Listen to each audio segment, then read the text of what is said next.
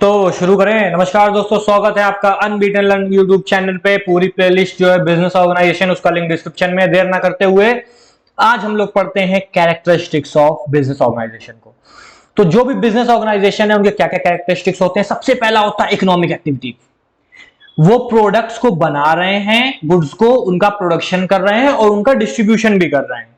ठीक है, वो एम्प्लॉयमेंट दे रहे हैं कई अलग अलग सेक्टर्स में, चाहे वो ट्रेड हो, चाहे वो ट्रांसपोर्ट हो, चाहे वो इंश्योरेंस हो। मतलब हर जगह प्रॉफिट प्रॉफिट हो रहा है भाई साहब। ठीक है, human and company source of income and able to satisfy their want. Production को बनाएंगे, बेचेंगे तो क्या होगा? मनी अर्न होगी, जाएगी भी आएगी भी, एम्प्लॉयमेंट भी लोगों को मिलेगा, इससे भी खुशहाली आएगी और कहीं ना कहीं सेटिस्फाइड होंगी बॉन्ड्स। दूसरी एक्टिविटी होती है, वो होती है सोशल एक्टिविटी।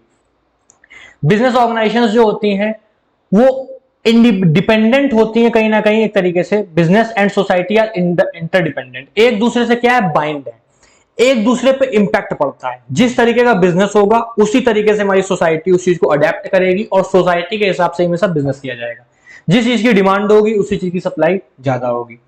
जैसे कि अभी जब कोरोना काल आया तो उस टाइम पे वर्क फ्रॉम होम की डिमांड हुई और जो होम डिलीवरी का पैटर्न है वो ज्यादा अच्छे से बढ़ गया।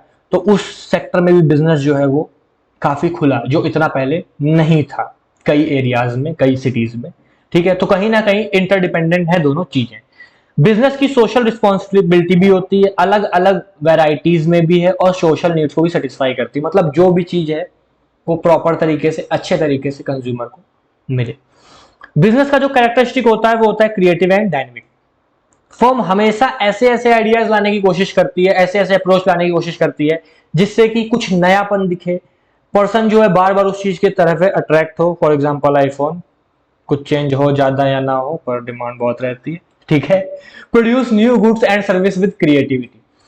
कुछ हर बार ऐसा नया फ्रेश इनोवेटिव दो कि भाई साहब मजा आ जाए, अंदर से जिगरा बोल दे भाई साहब क्या बनाया है, क्या बनाया है, ऐसा बनाया है, ऐसा बनाया कि कसम से सुहा कर दिया है। ठीक है मतलब इतना बढ़िया बना के दीजिए क्रिएटिविटी के साथ कि उसकी तरफ आप अट्रैक्ट हो।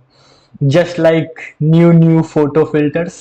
ठीक है, इसमें कोई नहीं लगा है वैसे। ठीक है, सेटिस्फाई करो कंज्यूमर की नीड्स को, उससे अट्रैक्ट करो नए कंज्यूमर्स को।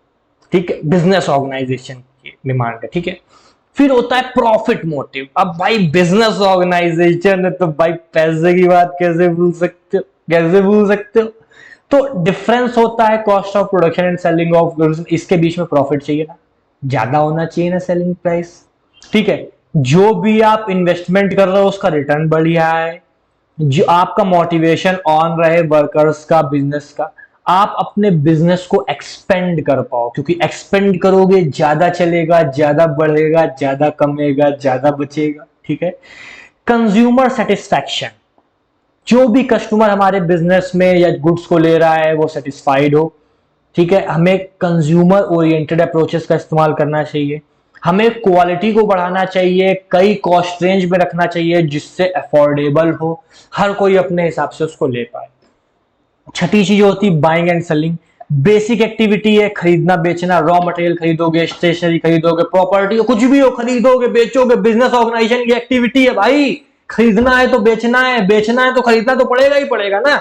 अब आप चाहे वेल फिनिश प्रोडक्ट्स को बेचो कंज्यूमर को, चाहे होलसेल के थ्रू बेचो, चाहे रिटेलर्स को बेचो, वो डिपेंड करता है। ये एक कॉन्टिन्यूस प्रोसेस है, एक सिंगल टाइम एक्टिविटी नहीं है, आपको रोज करनी है। आप रोज प्रोडक्शन करोगे, रोज डिस्ट्रीब्यूशन करोगे, उसको आप रोक नहीं सकते। ये रेगुलरिटी रखता है और रोज रोज रिटर्न्स आती हैं इसमें। नई रिसर्च और डेवलपमेंट एक्टिविटीज भी इसमें इन्वॉल्व होती हैं। अगर ये सब हो रहा है तो कहीं ना कहीं भाई साहब रिस्क तो आएगा ही, अनसर्टेनिटी है। आपने जो नया आइडिया लगाया है वो चलेगा या नहीं आप नहीं कह सकते। दो तरह के रिस्क होते हैं, एक होता है इंश्योरेबल, एक होता है नॉन इंश्योरेबल। इंश्योरेबल रिस्क होता है जिसको आप प्रिडिक्ट कर सकते हो, नॉन इंश्योरेबल होता है जो अनप्रिडिक्टेबल होता है। फॉर एग्जाम्पल आपने कुछ बनाया, अब आप जानते हो कि एक टाइम बाद इसकी डिमांड कम होती जाएगी, तो आप ऐसा क्या करो कि इसकी डिमांड फिर से इंक्रीज हो। और नॉन इंश्योरेबल है कि अचानक से कोई आपत्ति टूट पड़ी आके। ठीक है, आई होप सो आपको कैरेक्टरिस्टिक्स जो है बिजनेस ऑर्गेनाइजेशन को सब समझ में आ गए होंगे। आप इनका स्क्रीनशॉट्स भी ले सकते हो। अगले लेक्चर में हम लोग पढ़ेंगे क्या ऑब्जेक्टिव होते हैं बिजनेस ऑर्गेनाइजेशन के, पूरी प्लेलिस्ट जो है बिजनेस ऑर्गेनाइजेशन की, उसका लिंक डिस्क्रिप्शन में। तो फिर मिलते हैं अगले वीडियो में, तब तक के लिए thank you, have a nice day. मैं हूं एकांत पाठक, आप देख रहे थे अनबीटन लर्निंग।